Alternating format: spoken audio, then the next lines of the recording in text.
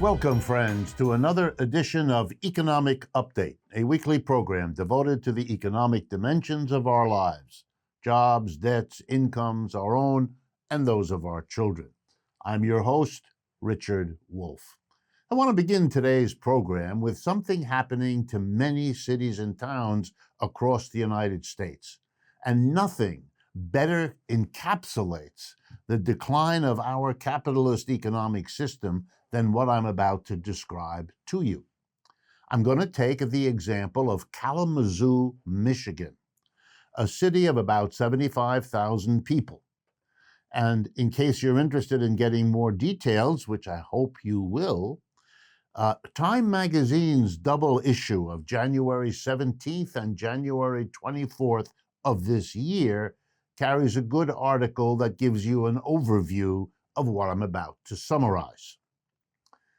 The problem that Kalamazoo has, like so many other cities, is that corporations and the rich have been able to use their wealth and their power to reduce the amount of taxes they have to pay to the city where they either work or live or have their business. And it has produced the predictable outcome. The cities, deprived of the taxes they could and should get, were corporations and the rich to pay their fair share, have to do what? Well, one of two things or both of them. They either have to shift the burden of taxes on average people, which they usually do, or they have to cut the public services they can provide to the local community because they're not getting that money from the wealthy. And usually most cities do a little bit of both, but they reach a kind of dead end after at least a few years when the mass of people will not tolerate more and more taxes, even if they don't know exactly that it's being shifted onto them because you're not getting the money from corporations and the rich. So now they all, sooner or later, have to cut services. That's why your garbage isn't picked up the way it once was. That's why your schools don't have the kind of budgets they need, your firefighters, your police, and so on. So now comes the unique capitalist solution. The same wealthy corporations and individuals in Kalamazoo, and I'm going to give you their name in a minute, came up with a clever way to take all of this one step further. I'm talking about William Parfett and William Johnston. They're known as the Two Bills in Kalamazoo. They set up something called the Foundation for Excellence in Kalamazoo. Modesty is not their strong suit. And they gave it a lot of money. And they distribute to the city, on average, about $25 million a year in what, here we go, they think they can do to help the city in its difficulties. Well, let's first look at this. Who's William Parfett? Well, he's a longtime executive in the Upjohn Pharmaceutical Company, which merged into something you all now know as the Pfizer Corporation. That's right, the one making millions by overcharging us for all of those vaccines. That's what you want running your town. And the other one, William Johnston, is the owner of the Greenleaf Group, which happens to own the Radisson Hotel in downtown Kalamazoo, don't you know, and other properties there too. So the two richest guys in Kalamazoo avoid paying their taxes, turn around, use the money they didn't pay in taxes to give it to a corporation they own and operate, which can then dole out the money in whatever way they think is appropriate for the future of that town. You know, we have a name for this in American history. It's called a company town. But this time it's just whoever the richest folks are in town. And to cap it all off, the money that they didn't pay in taxes, that they give to the foundation that then doles it out to the local politicians to keep them on a short leash, that contribution to that little foundation they set up, that lowers their taxes elsewhere as well. Talk about hustling the system. City after city in America is becoming dominated by a few rich people who have in this way done an end run around any claim for democratic control of our urban areas that anyone could reasonably advance. I turn next to President Biden, who said a few days, maybe a couple of weeks ago, how happy he was that in 2021, the year just ended, we added 6.4 million jobs. Well, you know, there's a difference between an honest politician telling us about an urgent issue like unemployment and a huckster who's telling us something advertising agents usually do. You know, advertising is a system in which they tell you whatever the positive is about what they want you to buy, and they hide or deny the negative. That's not an honest conversation. That's a hustle to get you to part with your money. And you and I both know that. We want our politicians not to be advertisers. We got too much of that as it is. We want honest conversation, which advertising is the opposite of. But we don't get that. And it's not just Mr. Biden, of course. Trump was even worse, Obama, they all do it. So I want to unpack this one. Is it true that we got 6.4 million more jobs in 2021? Yes, it is. Is that the end of the story the way Mr. Biden wanted to tell it? No, it isn't. Why not?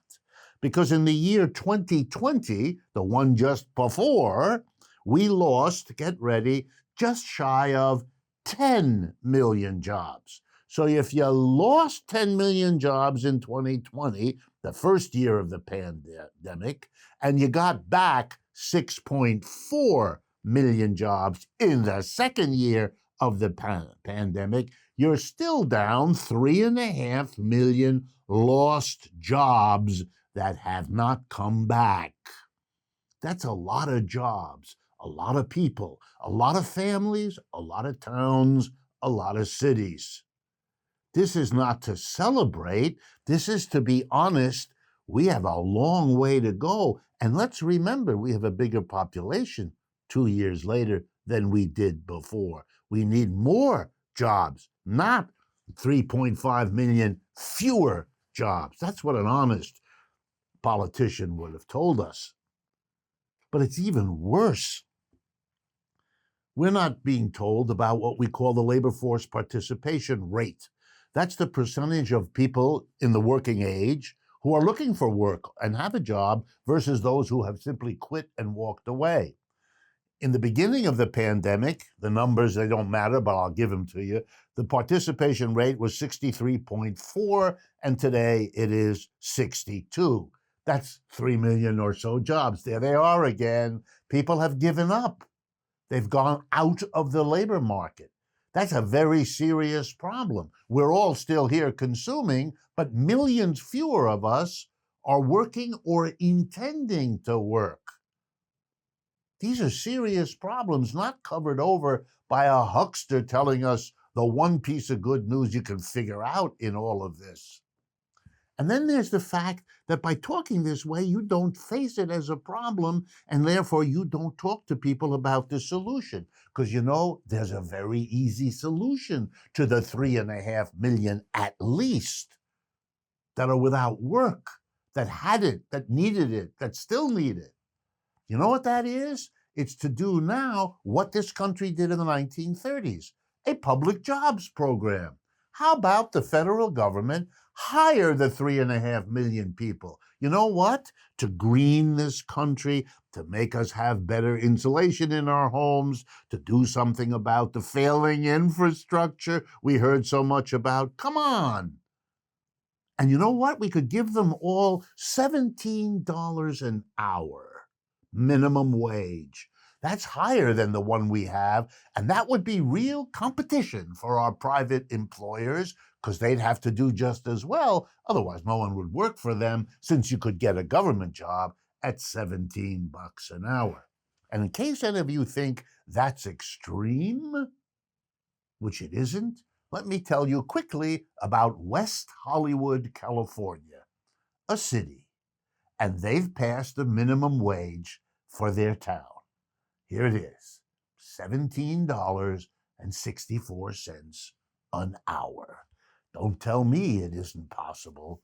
That's what hotel workers in that town get, and they don't get that in Kalamzoo, Michigan. Then there's the polls I want to talk to you about.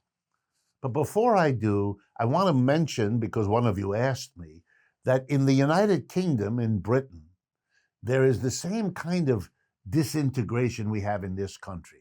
They have one of the worst records on fighting COVID, right up there with the United States. They have moved to the right politically. The divisions in their society are incredible.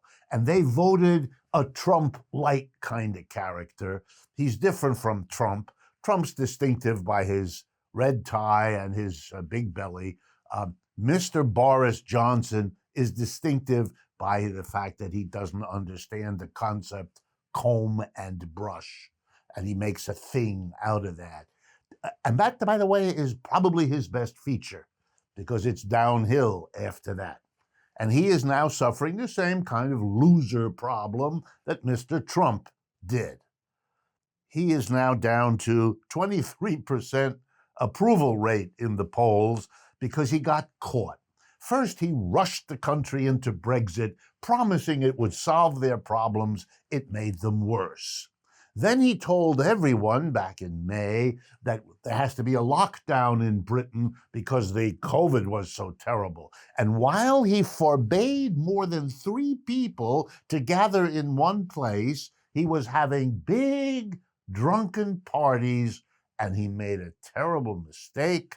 He didn't check who was at them, and so it has gotten out into the press, and the poor Mr. Johnson is heading down into the toilet. Why is this interesting? Because, the British Empire reached its peak 100 years ago, but it didn't understand that it had reached its peak. So it kept trying to go on as if it still were the great British Empire. And that only hastened its demise. After World War I, it became a debtor. It owed more money to the United States than it could ever repay. And that was a sign you aren't the big empire anymore. But it didn't face it. It didn't struggle to figure out how to manage decline. So with World War II, which it thought it was winning, it lost the entire empire. No sooner was the war done than India, under Mahatma Gandhi, said, bye-bye, we don't need this anymore. The British tried to stop it. They were defeated. And then they were defeated in every other corner of their empire. Asia, Africa, Latin America, they make a difference. And now they are what? A cold island, wet, off the mainland of Europe, more and more isolated, more and more, as the unkind critics put it, Washington's poodle. They could have had a very different outcome, but they would have had to face that the peak was over. Why do I tell you this story? Because the United States is now at that same point. How are we as a nation going to handle the decline of what was a nice ride up in the 20th century, but isn't there for us anymore? The baton has passed somewhere else, and you all know where. That's the big issue. We've come to the end of the first part of today's show. And as always, I want to thank all of you whose support makes this show and others we produce possible. To learn more about the different ways you can support Democracy at Work and this program, Economic Update, please go to patreon.com/economic update, or even better, visit democracyatwork.info. I also want to remind you of our recently released hardcover edition of Understanding Marxism that is available now, along with several other books we've published, at democracyatwork.info/books. Please stay with us. We will be right back.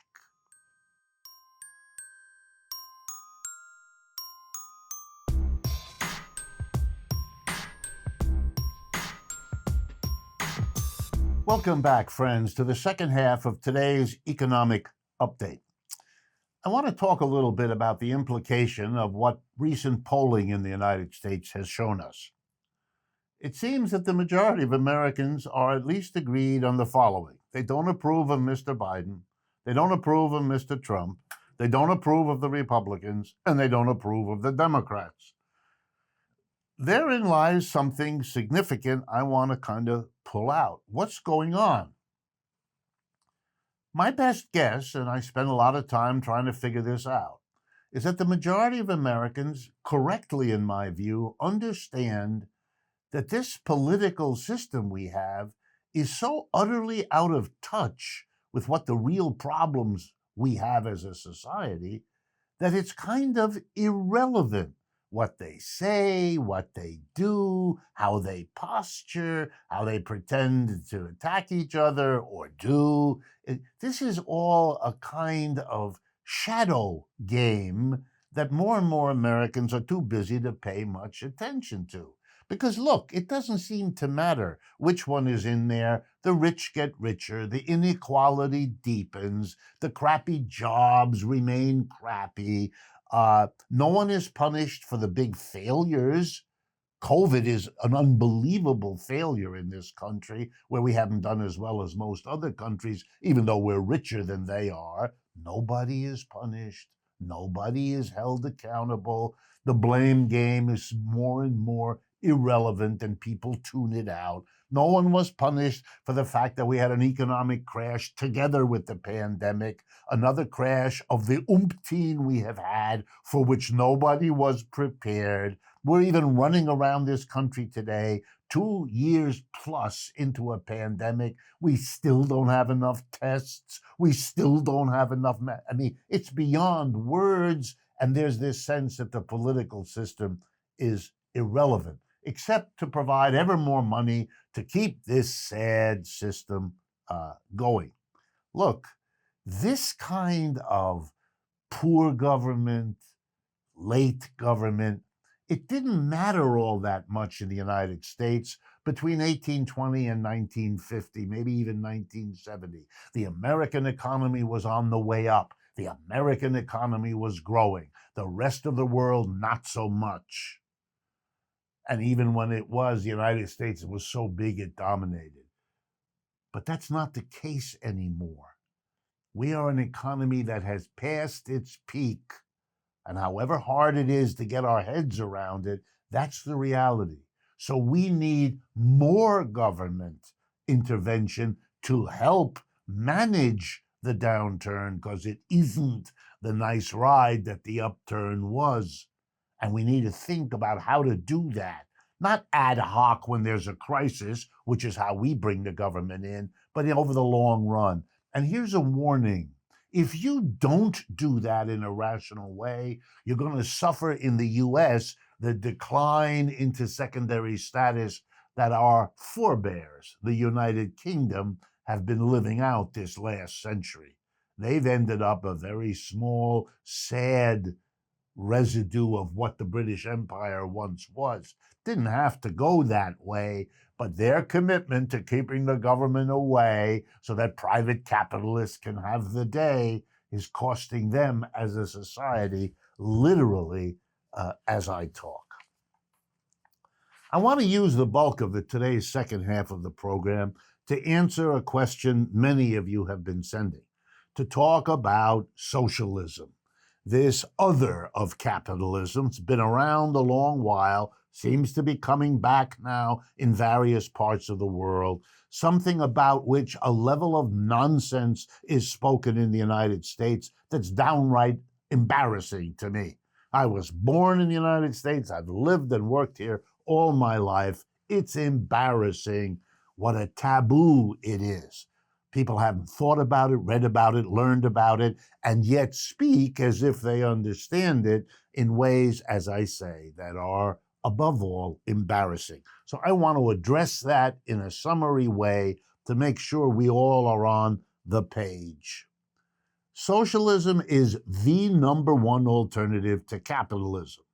It emerged pretty soon after capitalism itself became a big thing in Western Europe back in the 17th and 18th century. Took a while to catch up to capitalism as its other, as the alternative to it. But when it did so with gusto. And it has been an important alternative criticism of capitalism and an alternative to it ever since. And it is that today. So let's look at it without the usual American hysteria about dealing with this in a normal, rational way. Socialism is two things and has been those for quite a while now. Number one, and this is how it began, it's a movement of criticism. It says basically that capitalism, which has had its achievements and made its progress, is now holding back human progress. In other words, we can do better than capitalism. And human beings can and should be proud that they have felt they could do better throughout the history of the species we call human beings. And we have quite a nice thing to show for this commitment to do better. And there's no reason, the socialists tell us, to think that that's all stopped now, that we shouldn't think about doing better. And that's what socialists do. They think we can do better than capitalism. So in the 19th and 20th century, socialism emerges as what it already was before, but it became publicly so, as the number one alternative, with socialist political parties spreading to every country of this earth, varieties of socialism emerging. I'm going to have more to say about that. But with the Russian Revolution in 1917, just over 100 years ago, socialism was split. Part of it remained a critical movement, as in, for example, the Socialist Party in many, many countries. But part of it took on a whole new identity, a government. So some socialists were busy criticizing capitalism. Others were busy setting up governments, setting up societies that would be different from capitalism. And those are two very different tasks. And they have a lot of tensions to work out. And those tensions are with us to this moment. There are socialists whose focus is on criticizing what's wrong with the capitalism they work within and how it could be better. Bernie is that. AOC is that. And many others. And then there are socialists who are in power, whose critical momentum was strong enough to get them elected into, or maybe in some cases by revolutions, to become the government. I want to stop here and mention them because in the United States, this is very poorly understood. So I'm going to give you an example of places today where socialism is in power, where socialists are the government and have been elected and put there either by a vote or by a revolution or by both. Ready? The last general election in Germany, the number one political party at the end of the elections, only a few weeks ago, was the German Socialist Party, now renamed the German Social Democratic Party, but its long history is the German Socialist Party. So the most important economy in Europe, the number one political party, is a socialist party. In Portugal, another European country, there's a three-party coalition. The strongest party is the Portuguese Socialist Party. Its coalition partner number two is the Portuguese Communist Party. And the third member of the government of Portugal is the Portuguese Green Party. Do you understand? This is a socialist government in Portugal. Then there is China, the number one contender of the United States, which calls itself socialism with Chinese characteristics. Then, just to mention a few other kinds of socialism, Cuba, Bolivia, Chile. I mention them all because in right-wing America, socialism is equated with one country, Venezuela, as if somehow what you could say about Venezuela covers everything. Now, mostly that's ignorance, but it's also malevolence. It would be the equivalent if I said, well, let me tell you about capitalism, and I'm going to use the Philippines, Paraguay, and Liberia as my examples. How long would that last before somebody with half a brain made the obvious criticism? Socialism has three basic varieties in the world today. If I had more time, I would go into all the history, but I want to make sure the three are understood.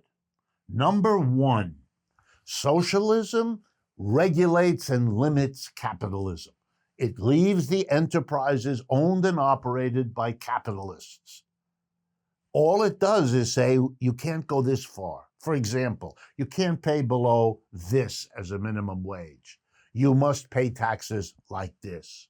You must give your workers paid vacation. You must give them a health insurance. You must. In other words, as it is called often in Europe, socialism really is capitalism with a human face. And that human face is imposed by a government. That's what we call Scandinavian socialism. That's what Bernie means when he talks about Denmark. That's what Western Germany, France, Italy, Spain, that's what they do. Socialism is capitalism with a governmental constraint. Then there was the Soviet Union. That was a little different. There, the socialists weren't satisfied with regulating private capitalists. They told the private capitalists, go away. You don't own anything anymore. The government is going to take over and run the enterprises. That's another kind of socialism, not what they have in France or Germany or Scandinavia. It's what they had in Russia for a while. China is a hybrid between those first two.